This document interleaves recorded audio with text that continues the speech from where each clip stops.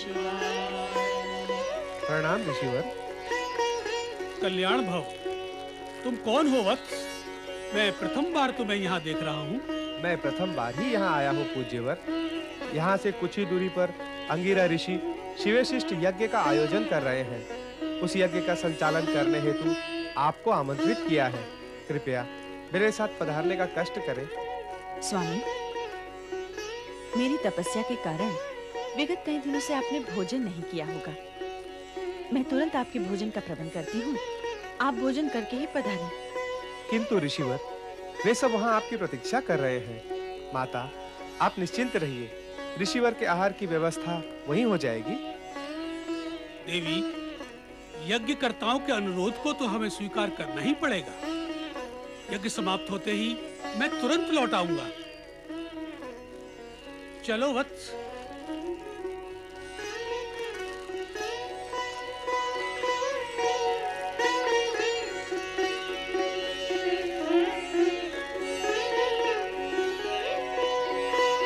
भिक्षाम दे, भिक्षाम दे, भिक्षाम दे, भिक्षाम दे, भिक्षाम दे।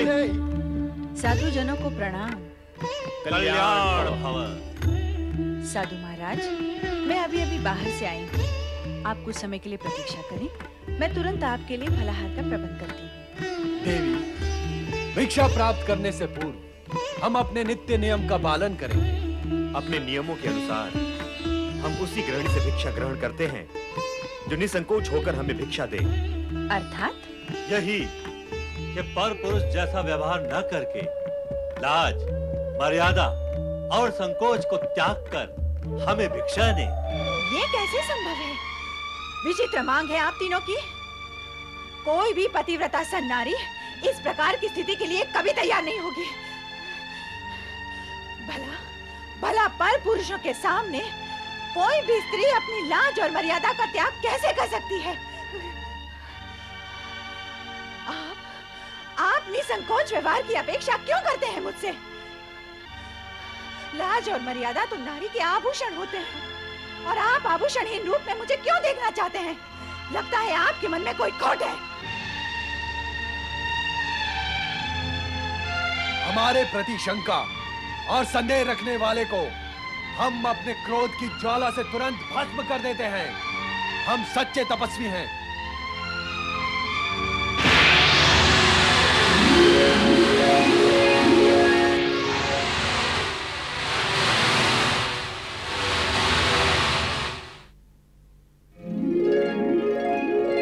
यदि तू स्वयं को इतनी महान सती समझती है तो तेरे मन में विकार ने क्यों प्रवेश किया? और यदि तेरे मन में विकार नहीं है तो तुझे तुरंत हमारी मांग स्वीकार कर लेनी चाहिए। बुद्धि भ्रमित नारी, ये मत भूल, यदि तूने हम तीनों महात्माओं को बिना भिक्षा दिए लौटा दिया तो इसका परिणाम, विनाशकारी परिणाम तुझे जीवन भर भुगतना होगा। नहीं साधुजन, नहीं। आप रुके। क्यों रुके? क्या अपना अपमान करवाने के लिए रुके? जब हमारी मांग पूरी नहीं हो सकती तो हम क्यों रुके? किंतु साधु द्वार पर आकर लौट जाएं, ये तो उचित नहीं है। उचित अनुचित का विचार करने वाले हट नहीं क्या करते अनसुईया? और हट करने वाले गृहस्थों के यहाँ हम साधु अन्न जल ग्रहण नहीं करते। इसलिए हमारा लौट जाना ही उचित होगा। ऐसा अनर्थ ना करे साधुजन। अनर्थ से बचना चाहती हो तो हमारे शब्दों का अर्थ समझो। अर्थ समझ लेने के पश्चात उन शब्दों पर आचरण भी करो। इसी में तुम्हारा कल्याण है अनसुईया। हमारी मांग स्वीकार कर लो। शीघ्र ही ऐसा अवसर आएगा जब तुम ब्रह्मा, विष्णु, महेश इन तीनों की माता बनोगी। मैं माता बनूंगी?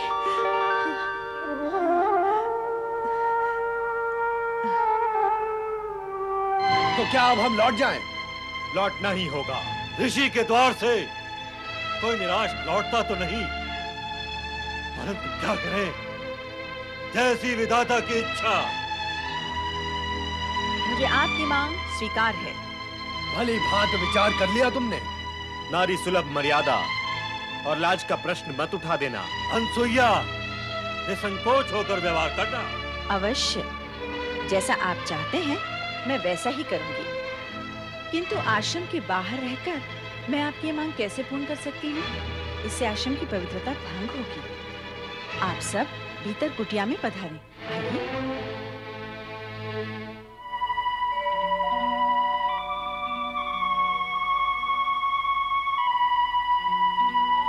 स्वामी, ये त्रिदेव मेरी परीक्षा लेकर मेरी मनोकामना पूर्ण करने आए हैं। मैं तभी इनके सामने अपनी लाज, मर्यादा और संकोच का त्याग कर सकती हूँ जब ये तीनों नवजात शिशु बनकर मुझे माता के रूप में निहारें।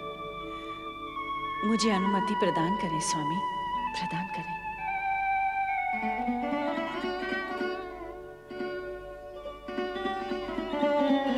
पधारे महात्मागण, अपना आसन ग्रहण करें। तत्पश्चात मैं आपके आदेश का पालन करके आपकी मांग पूर्ण करूंगी। मेरी लाज, मर्यादा और पतिव्रत धर्म की रक्षा हो।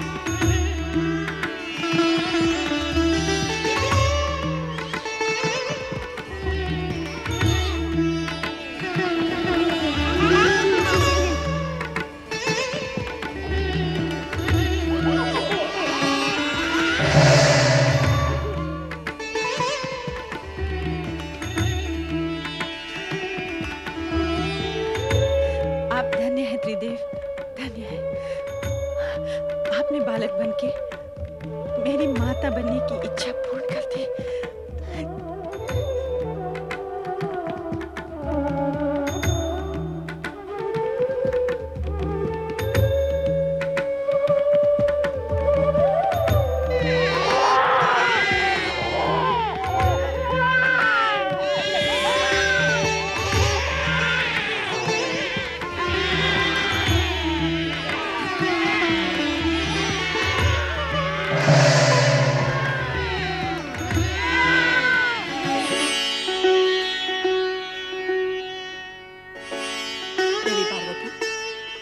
आप चिंतित लग रही हैं। हाँ देवी लक्ष्मी, विषय तो अनुसुईया के सतीत्व की परीक्षा का था, किंतु अब वह चिंता तक आ पहुंचा है। चिंता का कारण क्या है देवी? अनुसुईया के सतीत्व की परीक्षा लेने त्रिदेव यहीं से गए हैं। अब तक तो उन्हें लौट आना चाहिए था, किंतु लौटे नहीं। यही चिंता का कारण है।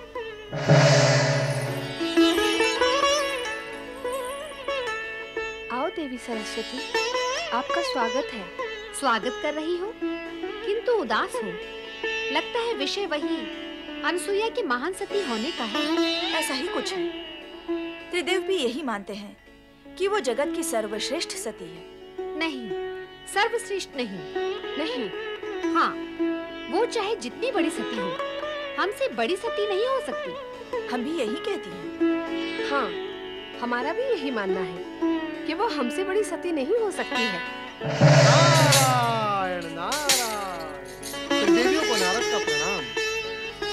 त्रिदेवों को एक साथ प्रणाम करने का अवसर प्राय प्राप्त होता रहता है, किंतु त्रिदेवियों को एक साथ प्रणाम करने का अवसर और सौभाग्य कभी-कभी प्राप्त होता है।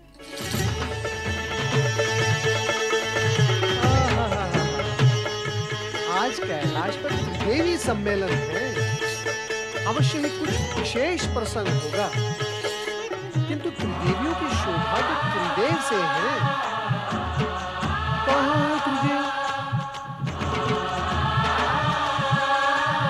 नारायण नारायण। मैं तो विष्णु लोक, ब्रह्मलोक दोनों में भ्रमण करके आ रहा हूँ। दोनों लोग सूने पड़े हैं और यहाँ पर भगवान भोलेनाथ भी नहीं है। आप तीनों को तो अवश्य ज्ञात होगा ही कि त्रिदेव कहाँ है। नारद, तुम वाक्पटु तो हो ही, अभिनय पटु भी हो। तुम तो ऐसे अज्ञानी बन रहे हो जैसे तुम्हें कुछ ज्ञान ही न हो। कैसा ज्ञान माता? क्या तुम नहीं जानते कि त्रिदेव अनुसुईया के सतीत्व का अभिमान चूर चूर करने गए हैं? कैसे जानूंगा? कैसे माता? जबकि मैं ये जानता हूँ कि सती अनसुया को अभिमान छू भी नहीं सकता, तो फिर उसके चूर चूर होने का प्रश्न भी नहीं उठता। किंतु नारद, तुम ये तो जानते हो कि त्रिदेव अनसुया को महान सती मानते हैं। हाँ, सो तो जानता भी हूँ और मानता भी हूँ माता। क्या तुम भी यही मानते हो? विवशता है माता, विवशता। त्रिदेव जिसे मानते हैं उसे यदि मैं अमान्य कर दूं तो स्वयं मैं अमान्य हो जाऊंगा। तो सत्य यह है कि त्रिदेव की मानता के कारण ही तुम भी यही मानते हो कि अनसुया जगत की महान सती है। हाँ माता। किंतु इसका प्रमाण क्या है? प्रमाण असत्य से उत्पन्न शंका का होता है माता। जो प्रत्यक्ष है उसका क्या प्रमाण? सत्य असत्य का ज्ञान बिना परीक्षा लिए कैसे होगा नारद? माता, यही जानने तो मैं अत्रि आश्रम गया था। क्या नारद, तुम अत्रि आश्रम गए थे? हाँ माता, मैं वहीं से आ रहा हूँ। तो क्या वहाँ त्रिदेव नहीं थे? अब क्या बताऊँ मैं माता? जो सत्य है वही कहो नारद। बताओ नारद, त्रिदेव वहाँ थे अथवा नहीं? थे भी और नहीं भी। नारद, अपनी लीला का प्रदर्शन दानवों अथवा मानवों पर किया करो। स्पष्ट कहो, त्रिदेव वहाँ थे या नहीं? कहो नारद, अनुसुईया के आश्रम में तुम्हें त्रिदेव के दर्शन हुए अथवा नहीं? माता, मैंने वहाँ अनसुया के 3 छोटे-छोटे शिशुओं के दर्शन किए, किंतु त्रिदेव के तो तीनों लोक में कहीं दर्शन नहीं हुए।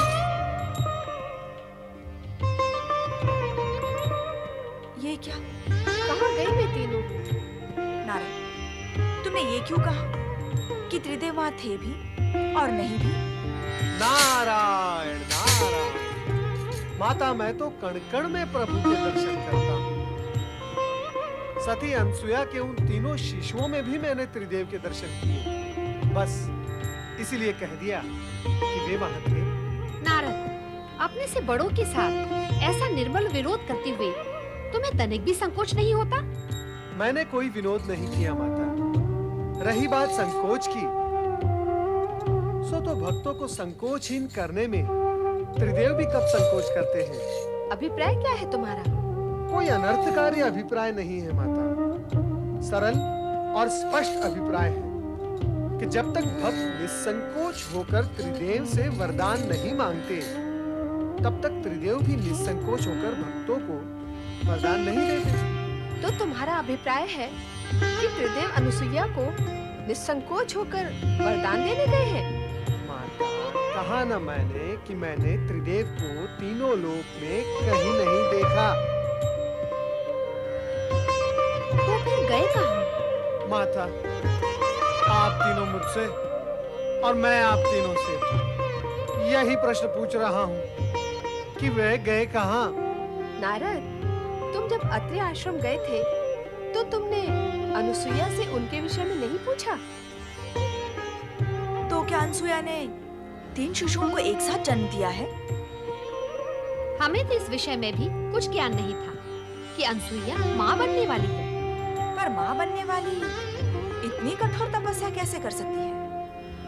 नारायण नारायण, कहीं ऐसा तो नहीं हुआ कि सती अनसुया की परीक्षा लेने गए त्रिदेव को स्वयं परीक्षा देनी पड़ गई हो? नारायण नारायण, अर्थात पृथ्वीलोक की भाषा में उन्हें कहीं लेने के देने पड़ गए हो। और फिर ये आवश्यक भी तो नहीं कि सदा त्रिदेव परीक्षा देने पर उत्तीर्ण ही हो जाए। नारद, तुम हमारी चिंता कम करने की अपेक्षा उसे बढ़ा ही रहे हो। माता, यदि मेरे वश में होता तो मैं आप तीनों की चिंता कम क्यों करता? नारायण नारायण, अर्थात जड़ मूल से मिटा ही न देता। पर क्या करूं माता, विवश हूं। नारद, ऐसा लगता है कि तुम हमसे कुछ छिपा रहे हो। छिपने वाले तो छिप ही गए माता, मैं क्या छिपाऊंगा? नारद, तुम तो त्रिकालदर्शी हो। दिव्य दृष्टि से देखकर बता कि इस समय त्रिदेव कहाँ हैं?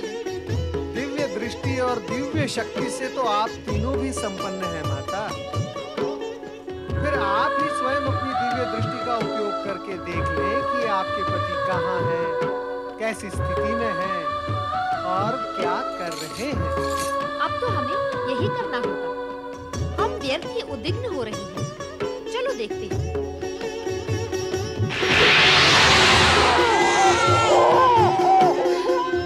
क्या तुम दोनों ने वही देखा जो मैंने देखा? यही प्रश्न मैं करने वाली थी।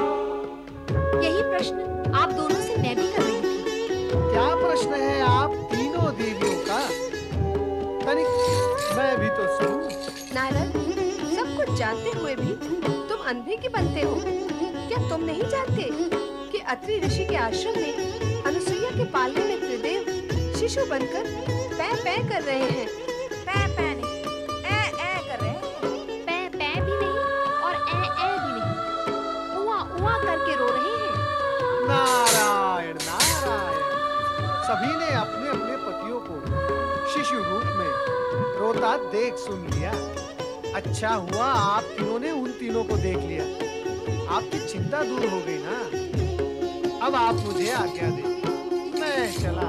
रुक जाओ नारद, हमारी चिंता अभी दूर नहीं हुई है, बढ़ गई है। अभी तो केवल इतना ही ज्ञात हुआ है कि वे अनसुया के पालने में हैं। अब और क्या ज्ञात करना शेष है माता? नारद, कभी-कभी तुम्हारे प्रश्न बाण की नोक से भी अधिक नोकीले होते हैं। उन तीनों को वहाँ से कैसे मुक्त करें, यह ज्ञात करना तो शेष ही है। नारद, तुम्हें हमारे साथ तुरंत अत्रि आश्रम चलना होगा। मैं नहीं नहीं नहीं नहीं, मैं क्या करूंगा वहां आकर? शिशुओं और माताओं के बीच नारद का क्या काम है? ये गुत्थी तो आप तीनों की उलझाई हुई है। अब इस गुत्थी को आप तीनों ही सुलझाएं। मुझे आज्ञा दें। नारायण नारायण।